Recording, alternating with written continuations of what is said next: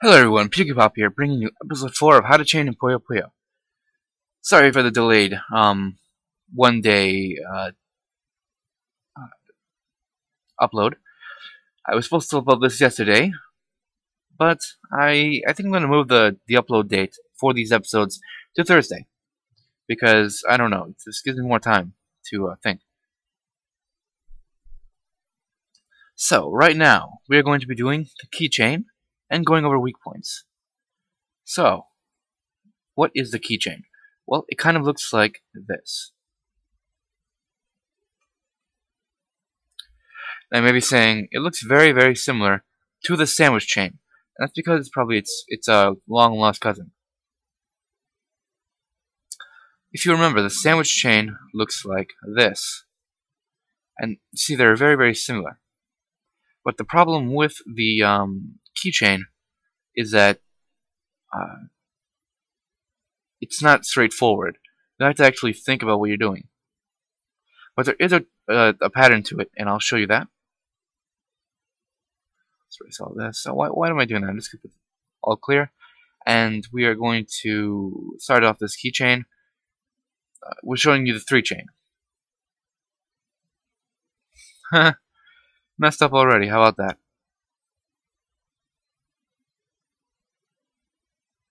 So, this would be a 3 chain. So, when this red breaks, this will drop down, that'll break, and then that'll drop down. Now, what is very, very strange about this is that this is a sandwich, not a keychain. Well, I guess you could call it a keychain slash a sandwich, because this red part is part of a keychain, but this yellow part is a part of a sandwich chain. And that's the funny thing with keychains. You can't actually make a pure keychain. It's, how I think of it is an extension off of a normal chain, like a kaiden, or a sandwich, or an avalanche. So that's how I look at keychains. So let's do a 4 chain now. Right there. Put this right here.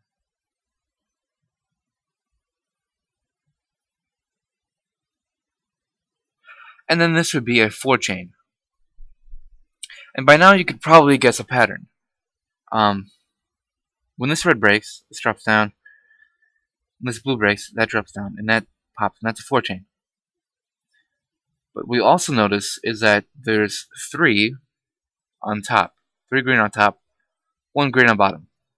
1 blue on top, 3 blue on bottom. And then this is basically the entire chain right here. You have 3 on top, 1 on bottom. 1 on top, 3 on bottom.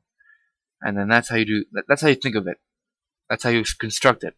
And that really works. So then, how would you do a 5 chain? Let's see.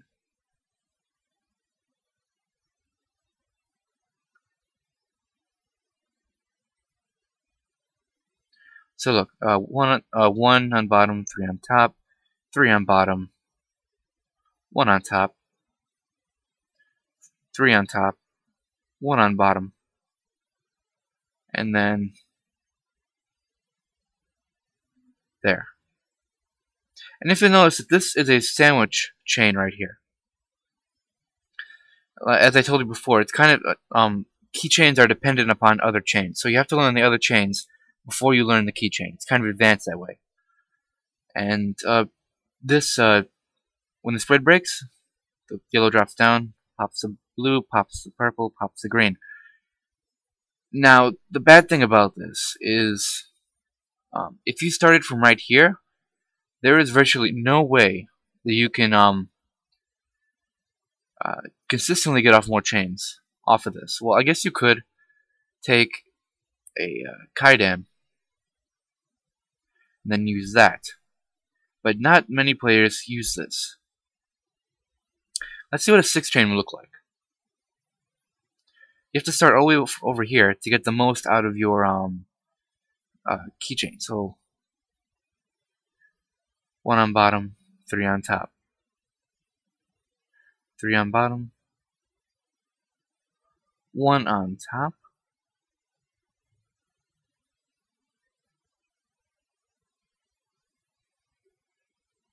three on top, one on bottom. Did I just mess up here? Three on bottom, one on top, and then finishing it off with that. So then that is a 6 chain, as you can see, and you can get the most out of your chains by going all the way to the left or all the way to the right, whatever you fancy. And using this, you can go upwards with a kaidan transition. So the purple is your transition. When the purple breaks, it'll set off this entire keychain, and from there we can. No, to make the most out of your space, you can put this across like that. Doesn't take up that much space. And then when you want to do another one, there you go. And this is very, very space efficient. That's why it's used by many different players, because it doesn't take up that much space. And since we all probably understand the keychain now, or if you don't, you can just go ahead and watch the video over again. But now we're going to go over weak points. Now, what are weak points? Weak points usually happen when you're not paying attention. Let's take a kaidan for example.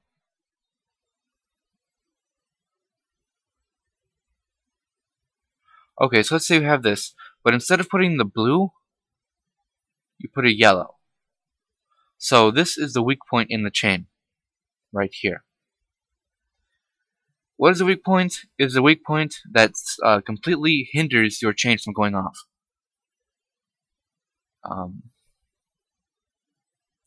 So if I set off this green, this yellow drop down and nothing happens. So this is the weak point right here.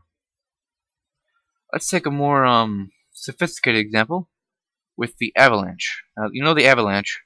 I'll go over it in the next part, but the Avalanche basically looks like this.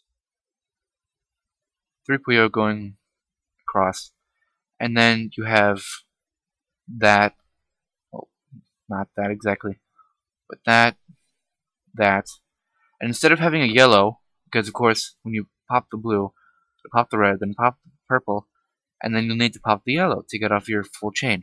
But let's say you don't have a yellow, you have a green.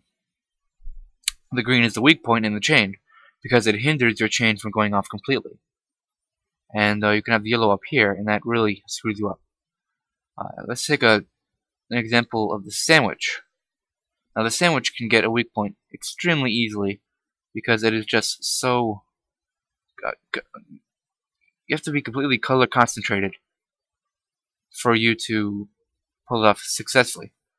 I, however, have not pulled off a successful sandwich in a match. So say we're doing this, yada yada, but by accident I get a green over here. So yeah, that'll totally mess you up. This will go off completely. 2 chains will go off completely, but this red won't pop, and this green won't pop, and all the other won't pop. So then that's the weak point in the chain. This I don't know if to call it the green or the red, but that is basically what weak points are. So tune next time to hear me explain what an avalanche is, and go into more detail of what an avalanche is and how to get the most out of your avalanche. So more videos coming soon.